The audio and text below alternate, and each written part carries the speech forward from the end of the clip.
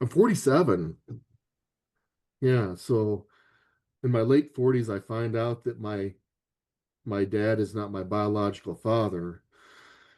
The story goes on that he couldn't get my mom pregnant. They went to some efforts to get her pregnant, and my dad said that it wasn't him that got my mother pregnant, and he didn't know who it was. All he knew was it wasn't him. And it was about that point that I think I've told you this before. I didn't really know what I was at that point.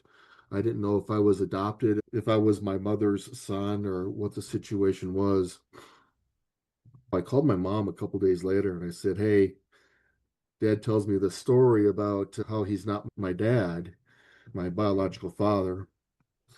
And she was elderly at that point too. She explained it to me that they had difficulties in conception and they had worked on it with the local doctor. And this is central Iowa at that time. And the local doctor had made some efforts to help my mother and father conceive. And I said, "Well, what did he do to help you?" And she said that mom had taken a semen sample in of my father's. Apparently, they had had sex. They had used a condom, and so mom walked in with a brown bag with a condom in it, apparently, and had given that to the doctor for the doctor to do something to it to make it work better. And I said, "Well, Mom, what did he do?" And she said, "Oh, I don't know. He took it to the back room and mixed something with it to make it work better." A little Red Bull. Oh, yeah. I said, "Hey, what, Mom? Like Red Bull?" And we kind of both giggled. And, I was kind of serious and Yeah. kind of joking at the same time to try to get more information out of her. And she said, "I don't know exactly what it was, but it worked. And I got pregnant with you." The gears are turning in my head. And I've done a little bit of investigation research as to what was actually going on in the 60s with artificial insemination and doctors helping,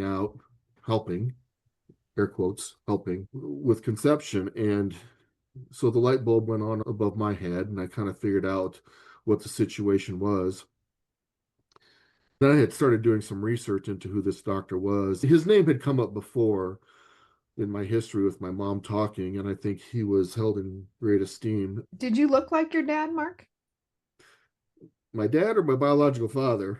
Your raising dad, the guy who raised you. Dad who said who you thought was dad forever. I mean, you didn't stick out. Were you like one of those things that didn't belong, or did you squint Well, and fit in? there were not a lot of similarities, but it wasn't a red flag in my mind, actually. But when I started doing the research on my biological father, the doctor, there was a Now you great, just slipped that in. what? I said, you just slipped that in. What's that? My biological father, the doctor. The doctor. Yeah, But well, you didn't know that in the beginning, right? no, no. When I started doing some research on the doctor that assisted my parents in conception, and I found a picture of him, I found his obituary picture, and I knew who he was. My mother had talked about him, and he was actually a doctor for my family on my mom's side. So it wasn't a stranger to me. I knew who he was. And I got his obituary picture, and there are some similarities, and I think it's more than just a little. So But you what, grew up seeing the doctor, like he saw you, like, hey, here's a lollipop, Mark. Thanks for coming in. apparently, I did go to him after my birth. I don't remember it. My sister, my older sister, remembers him, but I don't. I was too young. We moved from central Iowa to southern Minnesota when I was 2. So up until then, I was seeing him apparently, but I don't remember it at that point. I did know his name. My mother had talked about him frequently, I would say, throughout the course of my childhood. I did know, I knew the name. So it wasn't that shocking to me. But as I said, I did get his picture, his obituary picture from the local museum. I had never seen him, Car, before then. Mhm. I'd only knew his name. So I got it in the mail. And my wife at the time, I'm since divorced. My wife at the time was working. Well, I don't remember where she was working, but I sent her a picture of the picture. And for her, it was, "Oh my goodness, look at this guy." It's like, yeah, it's strikingly familiar, isn't it? I have since gotten more pictures of him. It's been 12 years now, so the research has diminished. The first couple of years, I was full of research and full time looking into my family history. I got some more pictures of him, and yeah, there are considerable similarities between my appearance and his appearance. It's crazy to see yourself in a stranger like that, isn't it? Yeah, it truly is. You look at this guy, and I look at myself in my computer screen right now, and I see resemblance to that guy, right? To the biological father, to the doctor. He's bald. I'm bald. I've got a round little nose, round big nose. I don't know, but there are similarities, yes. So that's the discovery story that I have shared with people, and there's more to the story. I did a paternity test between myself and my dad, the guy who raised me, and we were not related. I followed that up with a 23andMe and an ancestry DNA test, and I've got a whole big family out there that I don't know. And I got a hit on my half sister on one of the DNA tests, and that led me to confirm my true suspicions at that point. I mean, I 99% sure, but then, when I got those hits on the DNA side, on the DNA test, it's like, boom, yep, 100%, 100% right. Yeah. I just want to highlight this fact. Your mom goes into the doctor for Yep, help. yep, He's going to fix the sperm. So, what's can't happen naturally can happen this way. And walks out with the doctor's sperm. Now, a lot of people you have to pause here and think about this. That means the doctor has to go in the back room, and perform a sexual act with himself, right? To yeah, collect his sperm and then come back in and put it in deposit your it. mom. Yeah. I think Yeah. people don't really take the time to think about what this really means happened. Yeah, it can be an icky thought, right? Mhm. And when you start thinking about it, yes, that's true.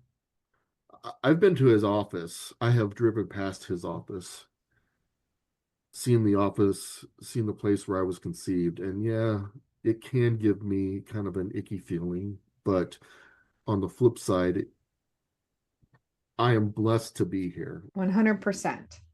I just want to make sure people understand the lack of consent.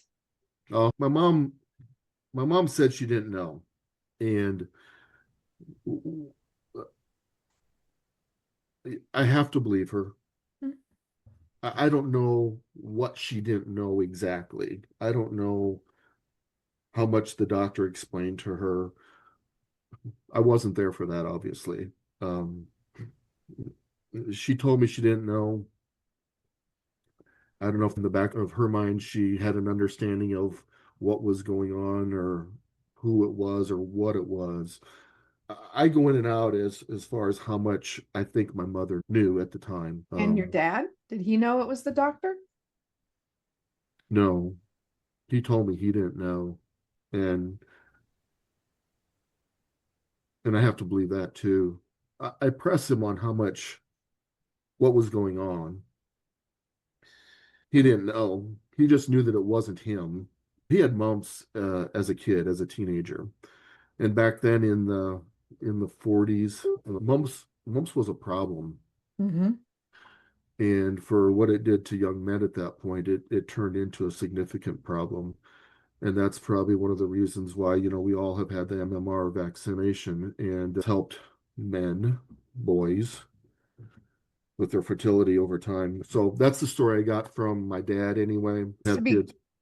clear, the mumps made him infertile. Most Tracy. people don't realize it is not illegal. It is not against the law for a doctor in most states to use his own sperm, even today, in a patient without consent. Yeah, so Senator Sweeney was kind enough to sponsor this Yeah. legislation. And I had some very heartfelt conversations with these senators. Told my story, and said, "Hey, we need to do something about this. Doctors shouldn't be able to do this. It's a bad thing." Kind of messed me up, Hmm. uh, messed me up emotionally. I don't think I'm messed up for life, but I've got this guy's genes in me that I don't know, and I wish I knew more about him. Senator Sweeney was a firecracker Yep. and one of the best sponsors I think we could have asked for.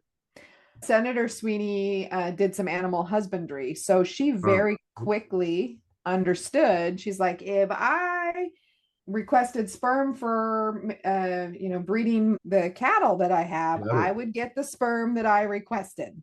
And yep. so it was really easy for her to comprehend the issue, and she stuck to it. And a few years later, you were able to help pass the broadest protection against fraud in assisted reproduction in the country.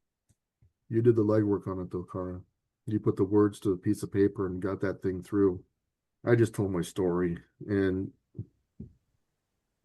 it's a shocking story. It's who I am though, and anything that I can do to help other people with similar stories, more than willing to do, because I Mhm. know the pain that I went through. I thought I was a freak. I've told other people that. I didn't know that there were so many people out there with similar stories who had DNA surprises. The doctor donor received. We're in a group ourselves. There's fraud that goes along there because something shady was going on in the back room. Just so people understand, there are thousands of children who are the product of doctors using their own You sperm. know,